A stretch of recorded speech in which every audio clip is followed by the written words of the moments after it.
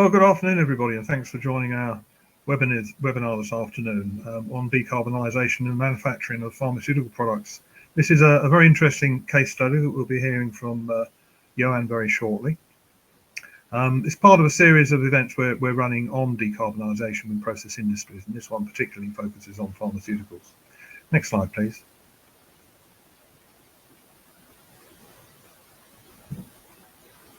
Next slide, please. Oh dear. Anyway, the next slide does say that we're going to be recording the event. All attendee media should be disabled for a smoother presentation. And we're asking, obviously, for the audience to provide questions that we will try to answer. So you can provide these online using the chat facility, and we'll try to answer as many as we can at the end of the event. And any we don't get the chance to answer, we'll do our very best to answer them online later by email. And the slides, I believe, will also be available to everyone. So without further ado, let me introduce Johan. His experience in the regulated industry is he's been in various positions in quality assurance, continuous improvement engineering. He joined the industry some 12 years ago, where he managed capital projects for process equipment and packaging lines.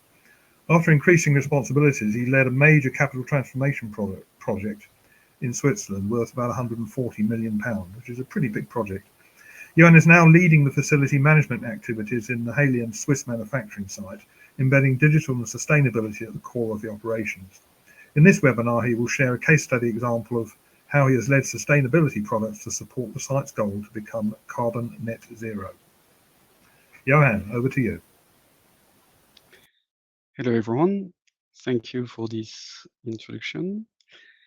So I will start a bit about speaking about the company I'm working with currently. I'm also having trouble with the system. Hope that it will be solved soon.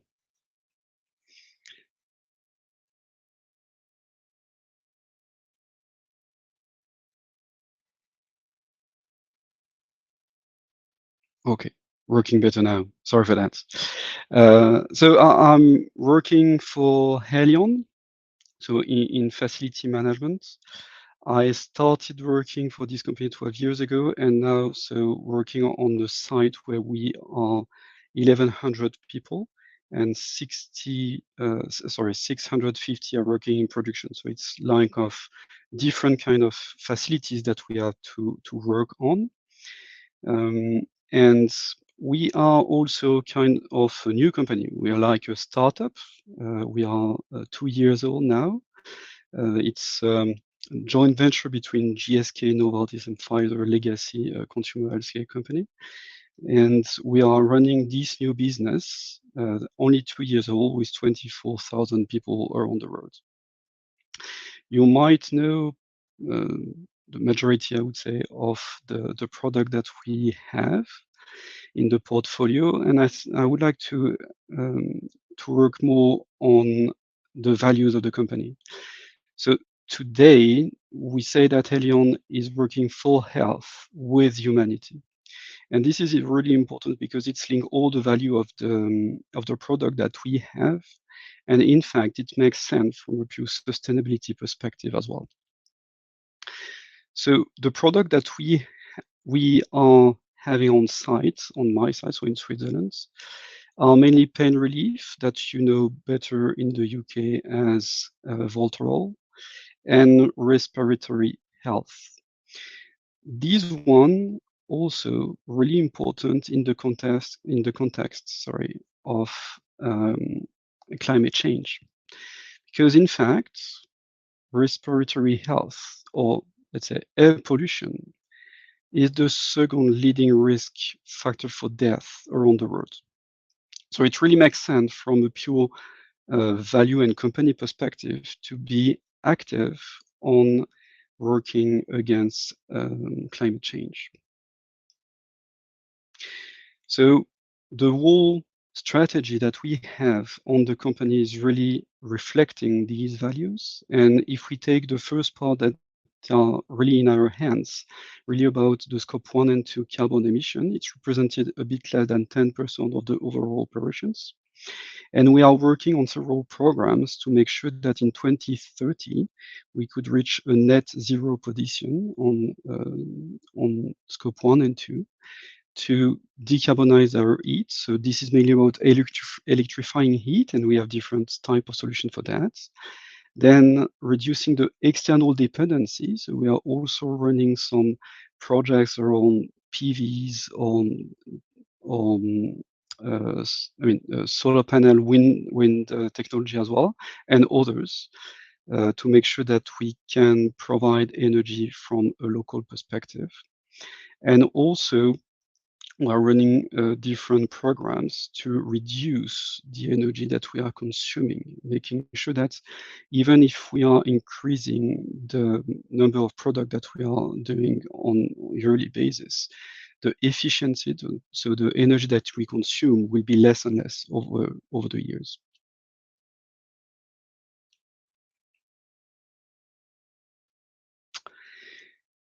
And maybe that would be the most important slide, I think.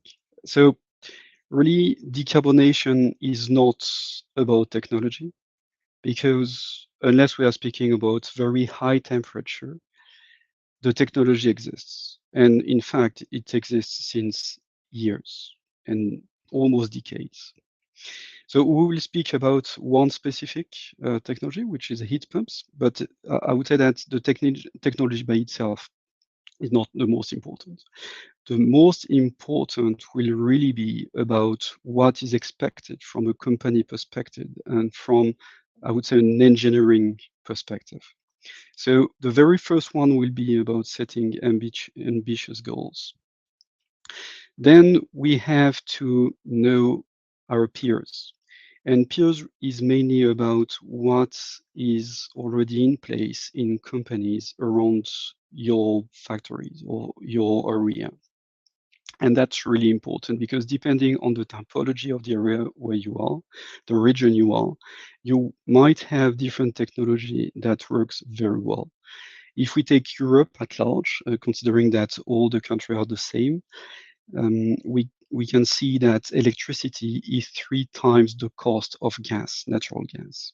So of course, if we only approach that from a cost perspective, it will be difficult to reach an efficient, from a money perspective, non-expensive technology.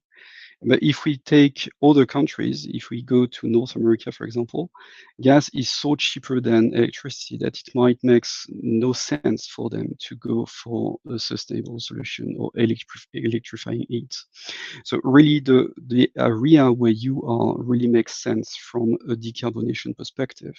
And other company worked on plenty of different solutions, and they might have seen something which can be reused for you.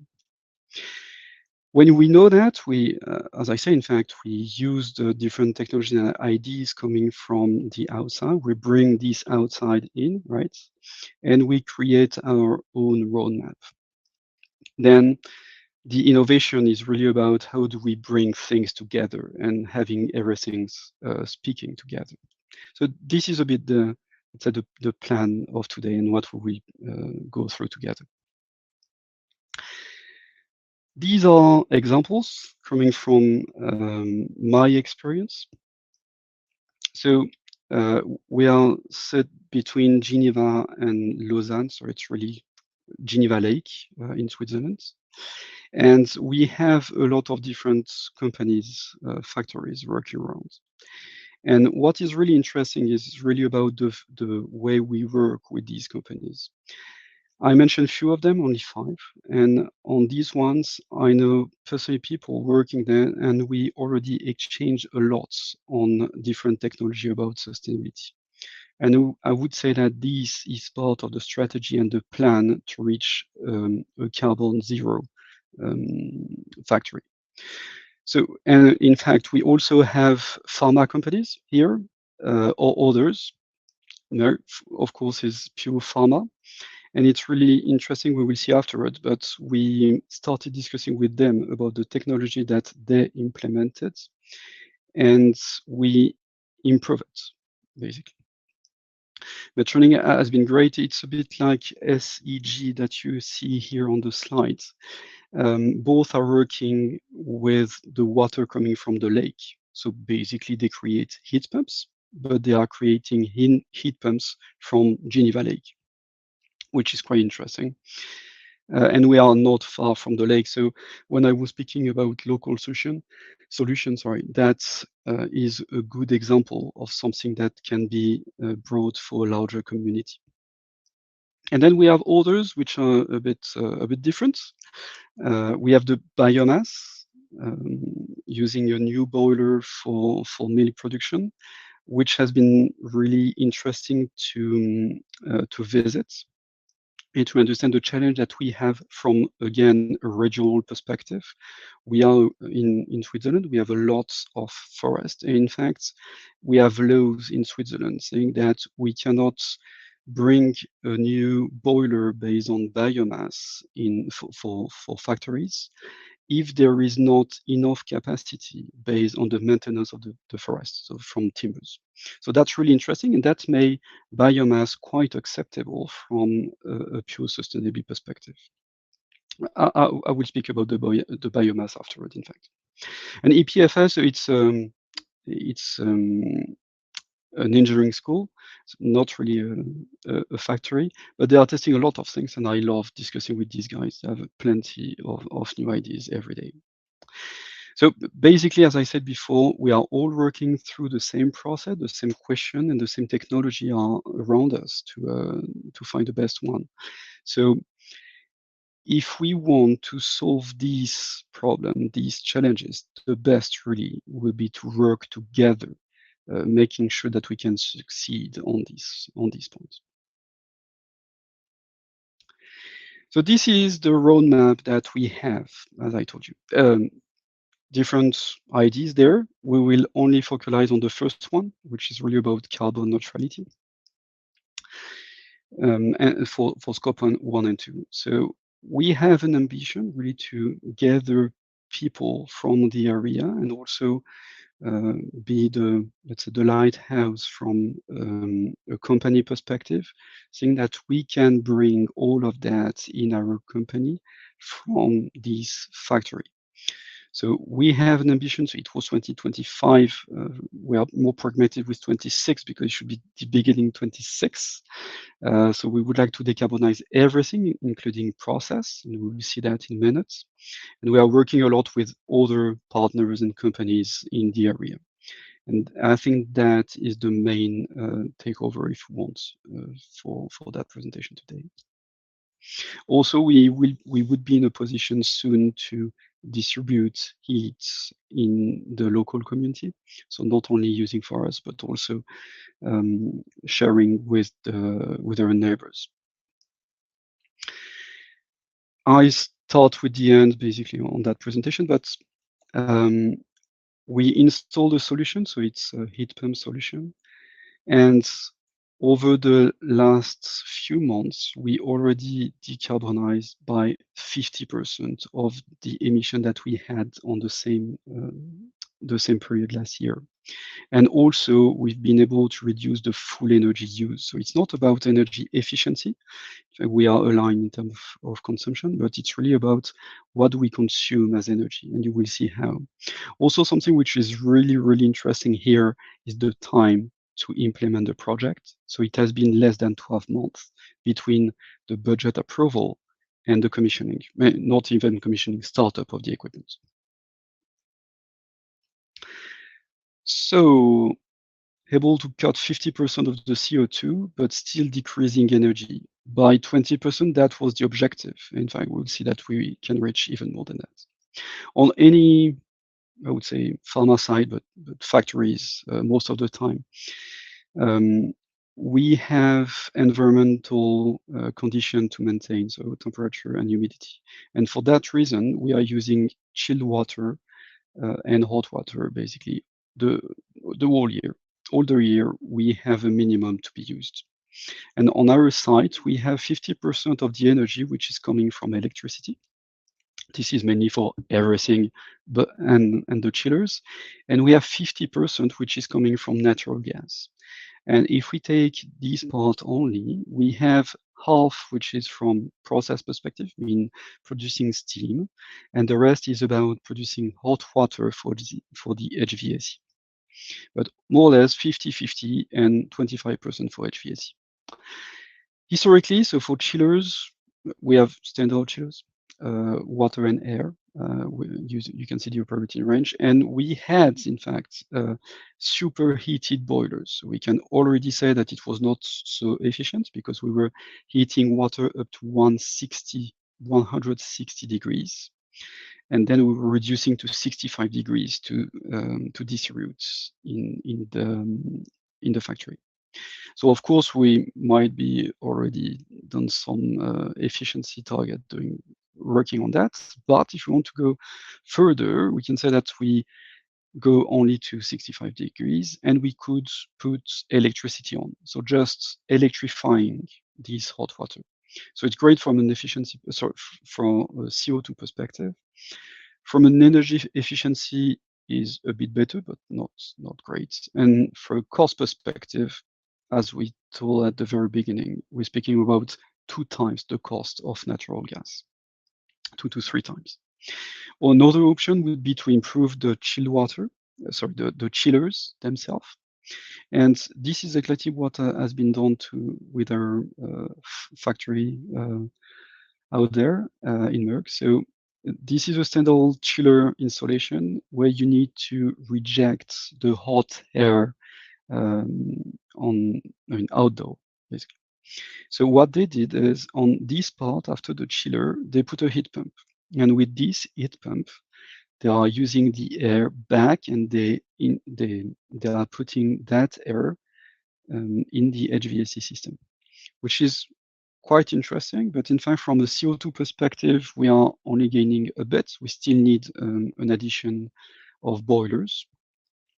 From an energy efficiency, it's better, but it can be even better because now we have a chiller and a heat pump, so 2 different equipments. And from a cost, it's a heat pump, so the COP is around 2 to 3, basically. But still, we are only focusing on a part of the process.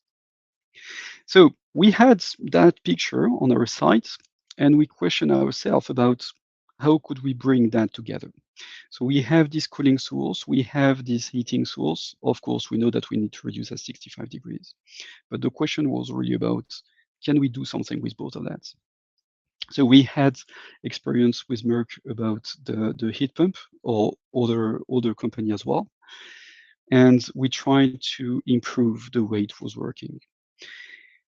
So if we are looking, so we saw the full energy, and now we can see the energy from a caloric perspective that we are using on site on a 12-month basis. So you can see in blue the chilled water power that is needed, and in orange the hot water needed. And basically, if we are taking a standard profile for a heat pump, we can see that we could provide with a water and water heat pump hot water and in the same time chilled water. And this is exactly how it works. So basically, it's taking water at 12 degrees, going through the whole process of the heat pump. And with this amount of energy, we are cooling down to 6 degrees because we are taking the calories from the cooling source.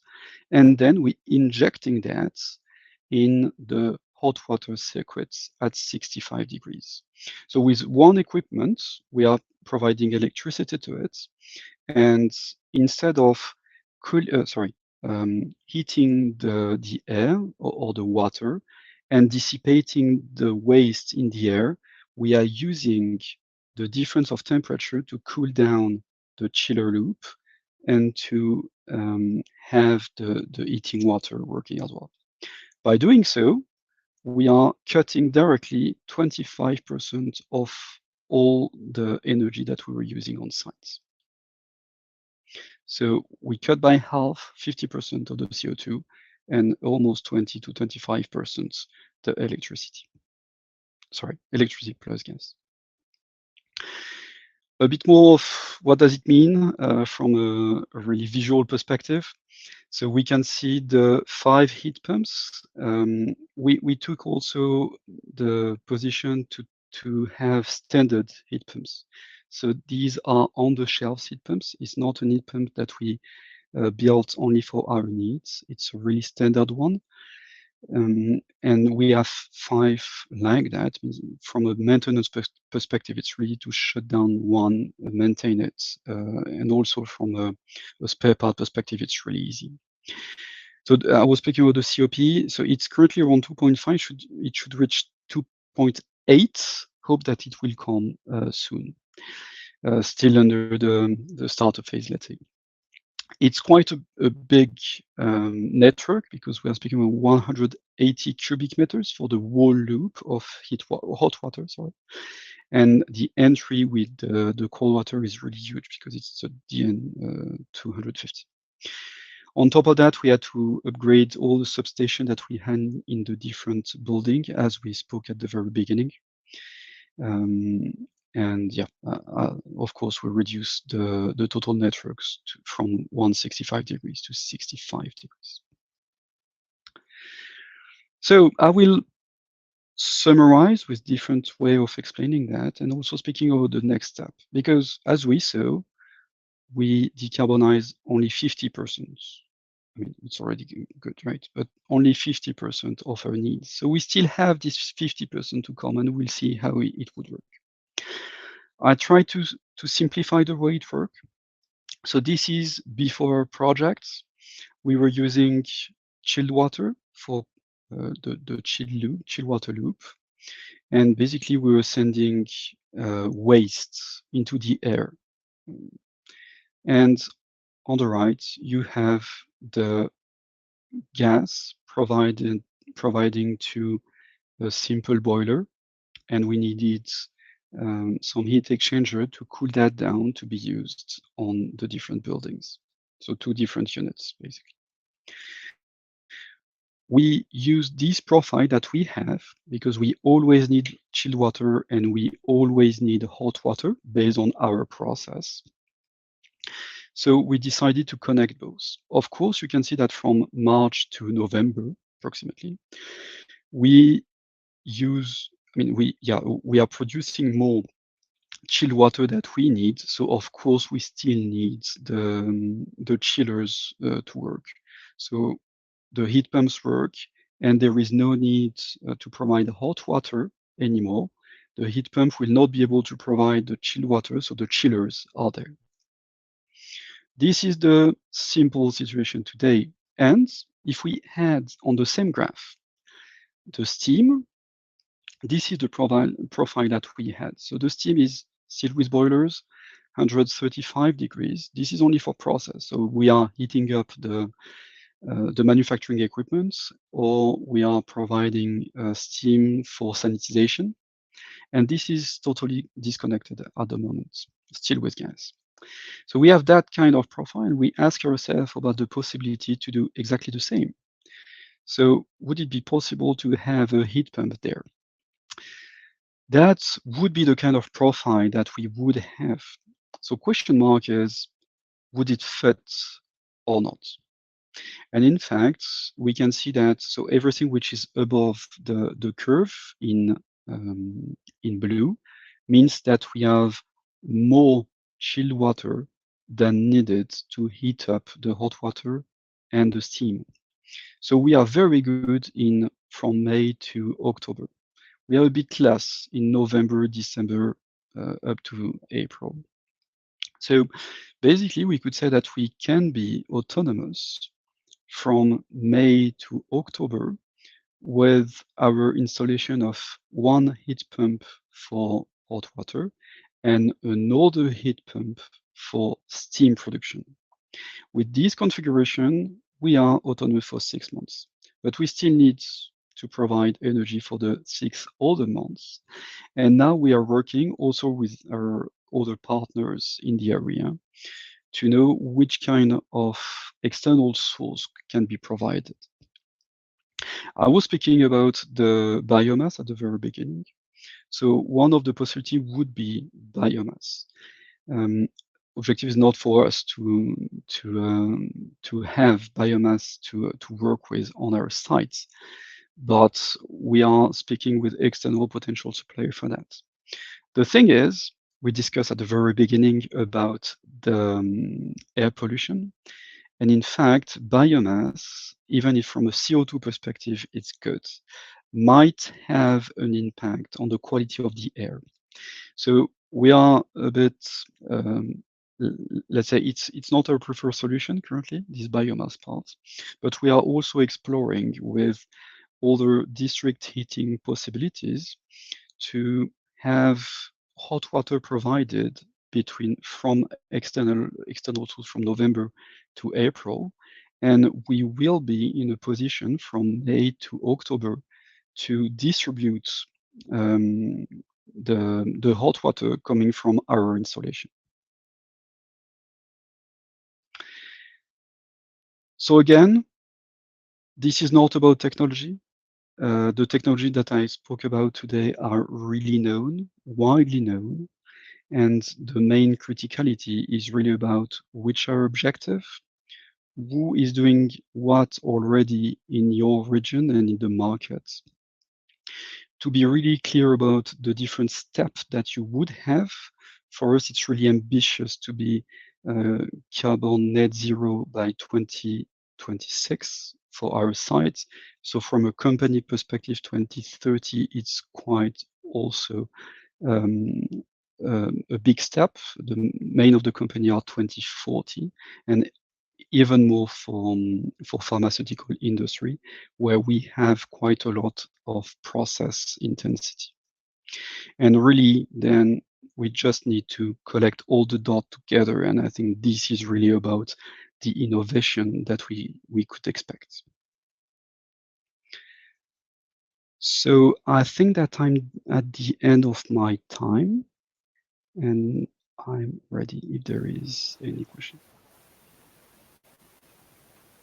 Well, thank you, Johan. That was truly interesting and very informative. And yeah, you're right. It's not about technology, is it? It's about the mindset and applying what we already know. It's almost like falling off a log, but I guess it's a bit more difficult than that. So as we are about to go into the questions, perhaps I can ask the first question. And particularly on steam generation, what are the main challenges? I mean, you've obviously spoken about a number of things that work well. What are the things that perhaps have been a bit more difficult and haven't worked as well? Yeah, so steam generation, we have several difficulties with steam. First, the technology is not widely shared yet. So if you have only a few kilowatts to be taken with a heat pump, it would be quite easy to find the right technology. If we are speaking about 1 megawatt of heat pump for steam, here it's more tricky. In Europe only, we found only 5 different potential suppliers, and only 2 already installed these kinds of setup. So this is the first challenge. So electrifying steam, if it's not a boiler, if we are really speaking about a heat pump, is the first challenge. So it exists. We found 6 different installation in Europe. Japan is quite good as well on that, but they are doing mainly superheated heat pump, but not steam afterwards. So that's the first challenge. Then you need to change your electricity infrastructure. So we were lucky enough for that first phase that we had some spare from an electricity perspective, but then with the steam heat pump, we need to review the infrastructure from an electricity perspective. And then, in fact, and again, I told you that it's not about technology. If we are very rational about the needs, we might arrive to a situation where we do not even need steam. On an historical perspective, we already had steam to heat up things. But today, where energy can become a challenge in the coming years, we also need to ask ourselves, do we really need steam? Would it be possible to do exactly the same but with hot water? So, and now we are exploring also that possibility to have hot water up to 95 degrees and only steam to be produced for sanitization. So it seemed that for our site it would not work, but I'm pretty confident that it is the right solution for some pharma companies. Yeah, that's an interesting point. I guess we use steam because we've always used steam, and people don't challenge it, do they? You have a steam supply, and then you have a calorifier to heat some water, and then you use the water. You don't use the steam. So that's some really novel thinking, and again, it's technology that's in use. Yep. Right, let's pull Dan in because Dan's question master. Dan, are you going to appear? I am. Thank you. Thank you for that, Bob, and thank you also for a very interesting presentation, Johan. And it's interesting that you were discussing steam and particularly the electrification of steam. And I found it quite interesting that it was only really heat pumps that were being discussed rather than other alternatives such as steam being produced from a direct electrified steam boiler, for example, or even some other form of steam storage. Was that something that you considered at any point, or something that you looked at in any real detail, Johan? Yes. So the main challenge is the cost here. So having a steam boiler means that we need exactly the same energy in electricity that we needed before in gas. Means that, as I said before, we have to double or even triple the costs for exactly the same needs. So that's the main reason why we considered all the way of producing steam, and also again about this efficiency target that we have. Objective is really to minimize the pressure that we could have on energy at large. So we're speaking here about pure energy, I mean power, but it's exactly the same thinking for the water that we use. Yep. So we definitely discuss about the different possibilities for steam, also exploring green gas, saying that we will not burn fossil fuel, but it will come from, let's say, kind of biomass degradation or methane. But again, the market is not really ready with that. So green gas is not a viable option, at least in Switzerland, for the coming 4 to 5 years. So we had to dig into something else, and that's why we discuss about the heat pumps for steam. Oh, thank you. So going to some questions that have come in from some of the attendees, and please do keep sending your questions whilst we've got the time. One of the questions is from Philip Ashcroft, and he's asked the question: as the manufacturer of the pharmaceutical products is in your hands, how, in relation to packaging, cardboard, blister packs, plastics, nebulizers, and so on, how do you ensure third-party manufacturers who provide the elements for delivering the pharmaceutical in appropriate packaging are also working towards the most sustainable methods of sourcing materials, recycling used packaging and products, and also utilizing energy wisely and working towards net zero? So I'm guessing that question is really, how do you ensure that you're widening out the scope to ensure that other parties are decarbonising? Yeah. Yeah, so it's less under my hands. So on my side, so we are really handling scope 1 and 2, and the scope 3, which is here about the packaging that we receive from the suppliers, is not in my hands. But as we are dealing with a lot of third parties as facility management, we also work on our scope 3 for very basic things like logistics, cafeteria, all this kind of stuff. So in fact, we are in the discussion also with the procurement people who put the lines and let's say the internal regulation to work with our suppliers. Yes. So in 2024, we start working with them to ensure that they are putting their scope 1 and 2 under control as well, in not the same pace as we are doing, but I would say with 1 or 2 years delay. So for example, for this year, objective is to discuss with our main suppliers for them to start working on renewable electricity. So our target was to propose a 100% renewable electricity for 2025. In fact, we reached that already, and we are working with a supplier for them to provide exactly the same kind of energy.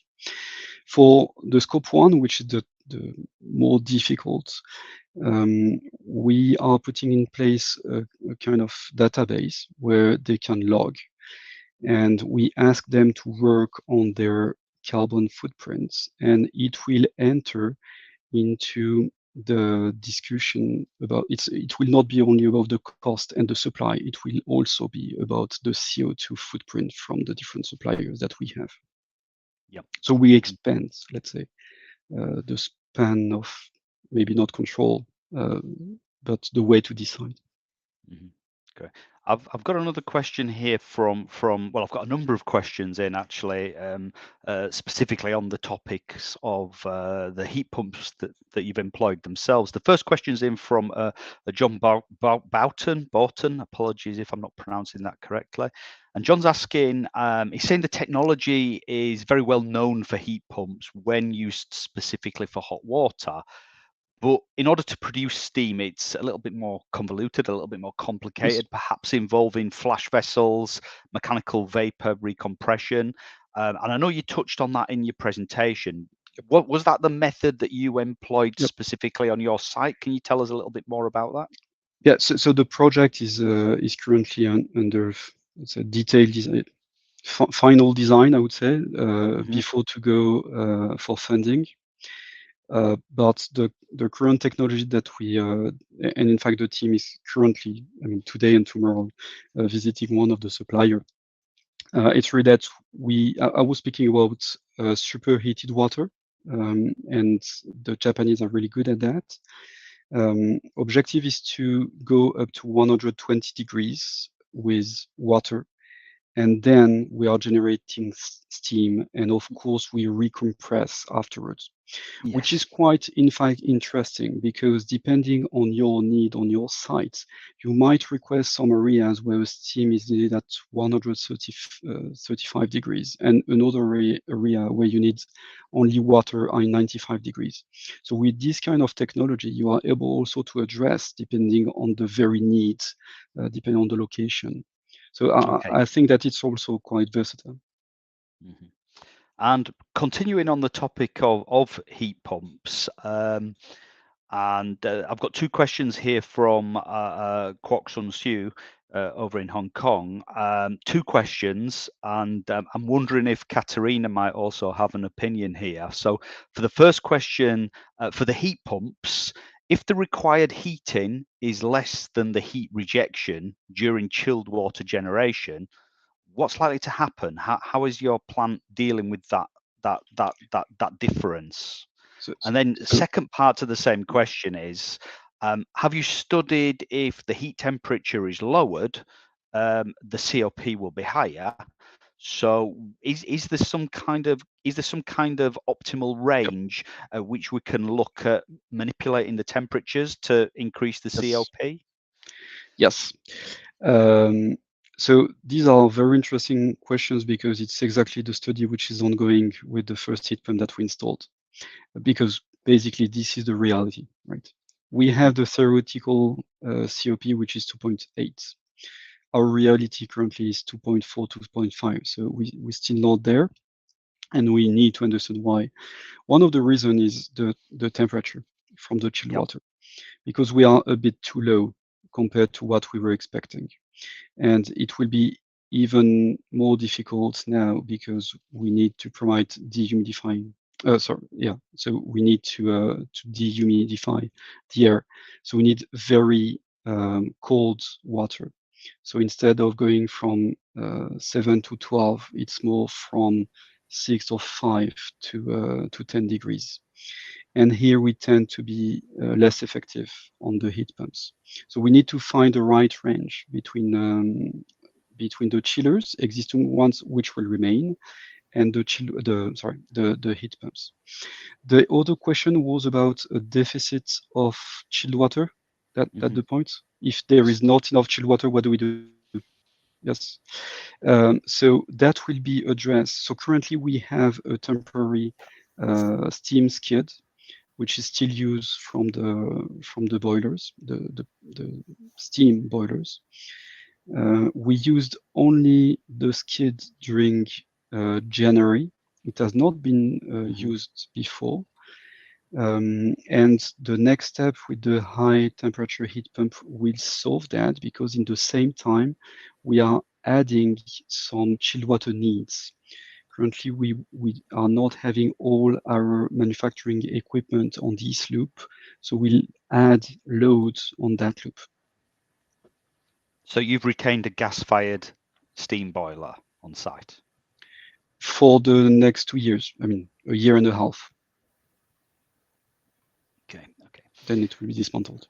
26. So I'm guessing that you've got plans there to either fully adopt a heat pump package that can supply that steam requirement, or maybe electrify the existing steam boiler.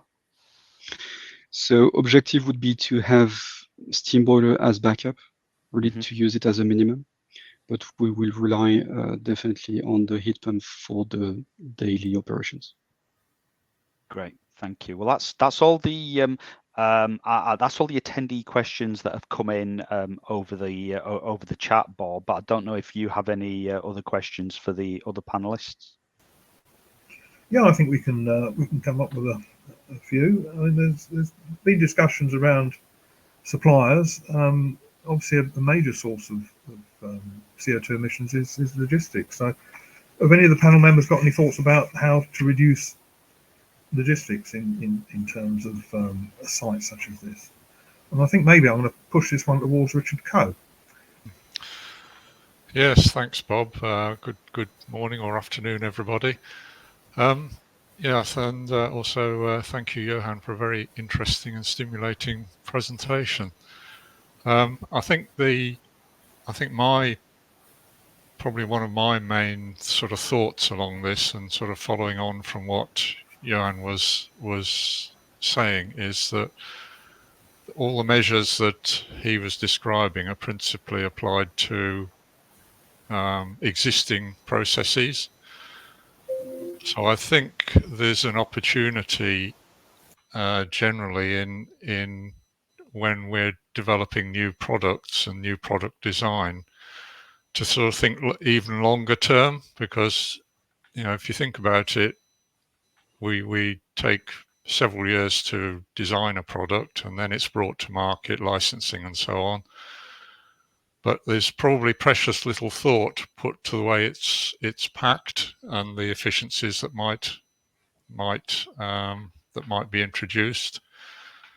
So I think there's an opportunity there to sort of integrate smart packaging design, certainly use sustainable materials. It links into the suppliers that Johan mentioned, and simply the design of the packaging, so that we make the best use of space in the distribution. I think also thinking long term, I think we should consider when we're designing the product itself to try and make it such that we can assign greater temperature limits. At the moment, we tend to be a bit traditional, I think, and we simply say, yes, we'll store under 25. But even just extending that and saying store under 30 would make a tremendous difference to the cost of transport in logistics. So I think that's on the scale of sustainability. That's probably even sort of looking ahead to stage 5 or 6, because especially when you consider that a product may be on the market for 30, 40 years maybe or more. So we're thinking about what's happening for the next generation as well. So that's just sort of my thoughts, and then we can probably come on to what we can do with current logistics. But I hope that sort of answers your question initially, Bob. Yeah, it does, Richard. Thank you for that. And I guess that sort of brings in another question, because there are lots of initiatives going on to look at reducing carbon in storage and distribution. And one of the ones that has been going on for some little while, at WHO have been looking at the transportation and storage of vaccines. It's Dr. IMechE, a chap I got to know quite well, was doing a lot of work on the distribution of vaccines out in Africa, and they discovered that most vaccines are very stable at high temperature. You can store them at 30 degrees without actually causing any harm. If you freeze them, you kill them. So that's the challenge. Now, I just wonder, and I'll throw this out to the whole panel, to what extent is there joined up thinking within the industry? Because we've heard a very, very worthwhile presentation from Johan. There's some really good stuff going on, but it's very much from an engineering perspective. What's the panel members' experience of joined up thinking such that the whole supply chain, the whole development process, that all hands are being held and everybody's singing from the same hymn sheet, or is it very compartmentalized still? Katerina, you're looking like you want to say something, so let's no, it's perhaps because you mentioned Africa, it just reminded me of something. We have a project in Africa. So I work at London South Bank University. We have a lot of research projects related to heat pumps, the cold chain, and that project in Africa, we're specifically looking at the logistics of transporting vaccines in Rwanda, which doesn't have like a fantastic road system. So what they were using was drones for the deliveries of vaccines to remote areas. So it's just, bringing in a different dimension to it. But if you look at, transportation, there is a lot that can be improved. I mean, for short haul routes, you can use electric vehicles. So that would definitely reduce the carbon emissions. Whether you can shift transportation from air and road to using rail or sea, that would be better because the carbon footprint would be lower. And then things that, like Richard said, optimize the load. So you reduce the number of trips. So these are just some examples, but I will hand over to the rest of the panel to add more to it. Well, perhaps I can ask Johan, to what extent was this purely an engineering project, an initiative, or was there involvement from other departments within the company, other parties? Yes, so as I told you, I mean, it's an engineering project because we change utilities, and basically utilities only has an interest for engineers. No one cares about what is behind the scene. Everyone wants to have AC working, but no one wants to know how it works. Yeah, until it goes wrong. So that's the reason why it's more engineering. But basically, we had a strong support for all the different services or departments, because it's really close to what we can put in place from a personal perspective. So in fact, it can drive people doing better from a sustainability perspective. And when we started to communicate about the project, we received a lot of different people asking about what do we really do on site, on our campus for sustainability. So we try to, we started to open the doors of questions, and we are having a kind of continuous improvement ongoing on sustainability. And I think that this is quite of the main benefits that we had that I would have mentioned. In fact, it's really the fact that people now are aware that we are doing things. They are interested. I would say once a week at least, I have one person asking me about his personal life, about how does it work from a sustainability perspective. We are handling about mobility, for example, who is coming from by car, by train, or whatever. And this is really driving discussion. So it's bigger. And we also have the categories on site, so the marketing teams. And we interact a lot about how can we have better product tomorrow, and how we could potentially help some of the suppliers with what we installed on our sites. So everyone is, I would say, interested after it when the communication is done. And I think that it's more driving new, let's say, energy on sustainability for the different departments. If I So answer. you've got a greater awareness on site of the need to reduce the carbon footprint, and by the sound of it, with your suppliers as well. Have you seen an increase in the use of bicycles to get to work? Yes, we have a bike to work event, Fantastic. which is ongoing. So yes. And I wasn't prompted with that, I promise you. It just and I've seen it where one person does it, then suddenly everybody needs to do it because they need to prove they can, don't they?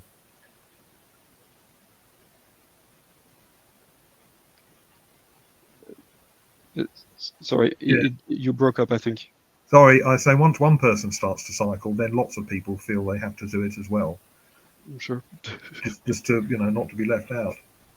Are you putting facilities in for the like of electric car charging or electric bicycles, electric scooters? Yeah, so this is more on the large scale, I would say full facility scale. But yes, we have a mobility plan for people coming on our site. So we have less than 500 car park, and we are 1,100. So basically, we are missing some of the space for the cars.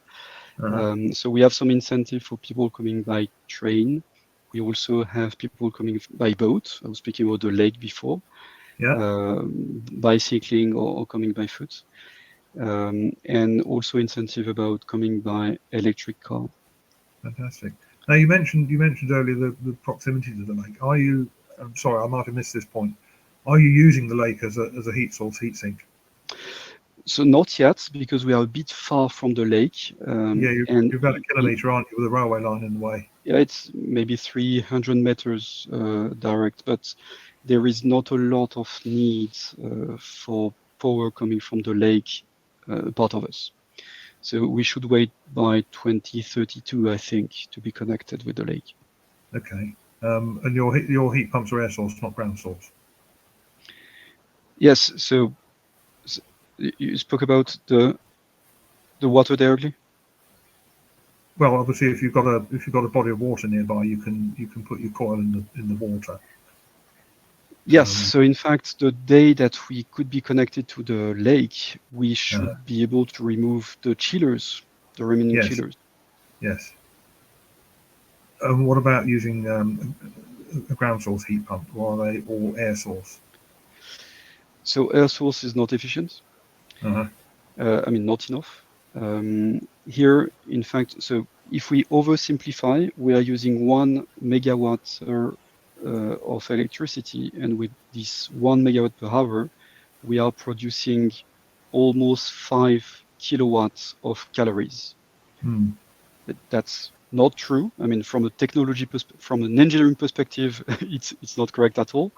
But from a conceptual perspective, this is what we do.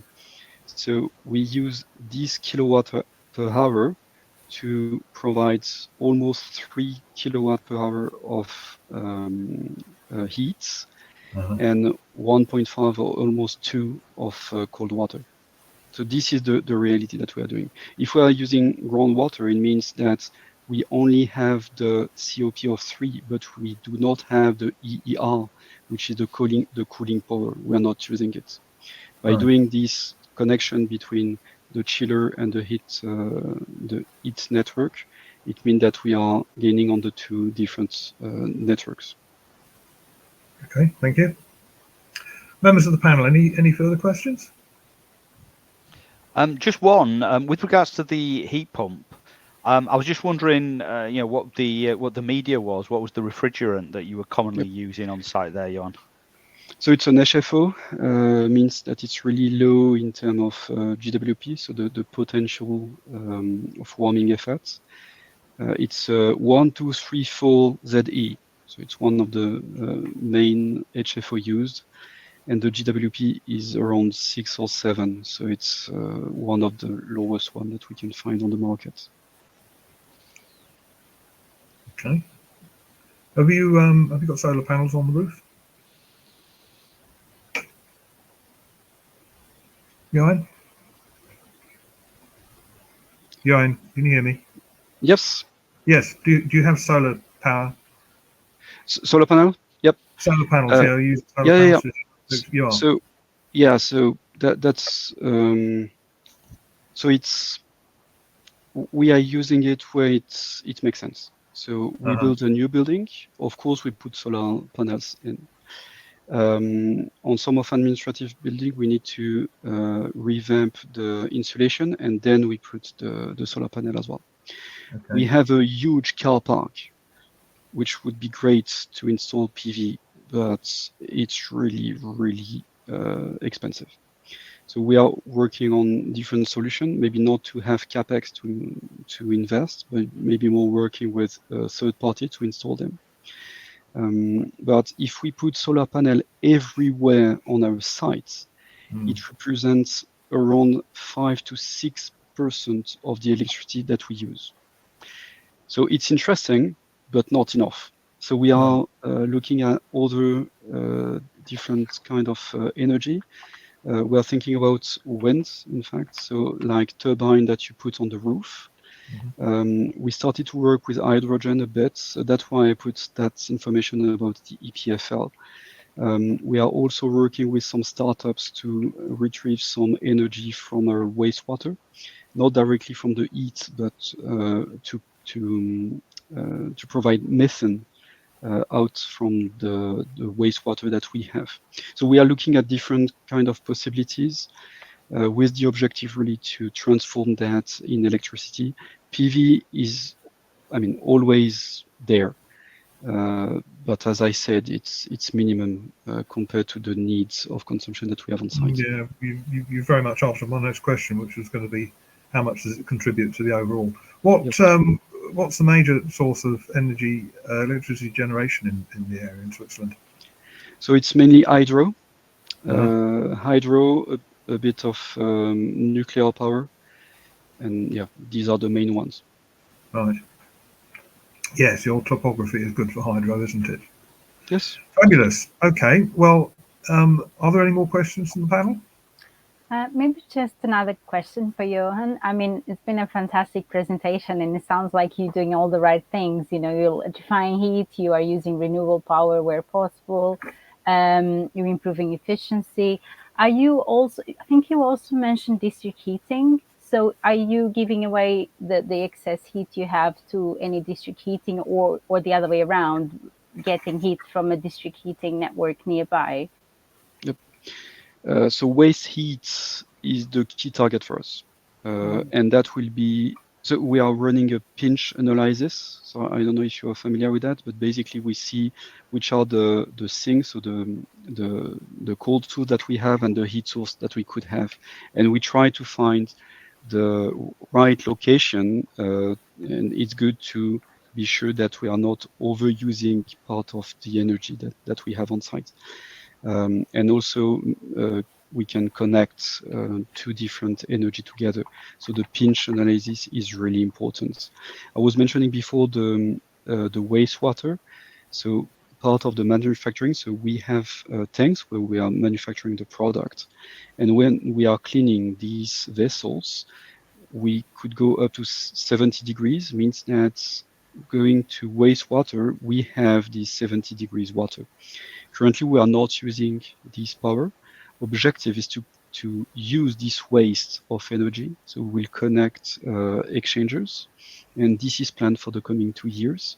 And we have several topics like this one on different areas. And also by doing that, we would get rid of the temporary exchanger that we have working with steam, and we are pretty confident that we will be able also to reduce our dependency from external source in the future, and maybe be able to distribute the energy that we have on our neighborhoods. No, excellent. Thank you. Okay. Well, looking at the clock, we're just on time, so let me just share a couple of slides while I thank Johan for the most excellent presentation. This really was very good and very informative. And I think the key message for me is it's stuff we've already done. It's not new technology. And I think that's extremely important. So, yeah, I thank you again for that. And remind everybody that this has been recorded. It should be on the YouTube channel for the IMechE. And we will do our very best to answer any questions that might come through. Our next event is a technical talk on the 11th of June, Cybersecurity in Operational Technology for Business Leaders. And that's another online Teams presentation, will be at midday on the 11th. So I'll invite you to attend that if you wish. And then finally, if I can get this to advance, which it's not going to. Okay, we'll have another go at that. Let's see if I can get to the next slide. It all goes wrong at the very end, doesn't it? Help! Right, well, anyway, I think at this point I'm going to say, well, thank you so much, and close the meeting. Thank you very much indeed, and to our presenter and to our team members. Oh, there we go. Look, that's the one I was trying to share. So yes, the IMechE, we do look forward to hearing from people for whatever reason. There's various contact information there, plus the contact information you'll have received when you join the session. And if you want a CPD certificate, there's the email address to go to. So thanks again to Johan for the presentation. Thanks to the panel for assisting with this. And thank you everybody for attending this very interesting session. I'll call this to a close. Thank you very much. Thank you.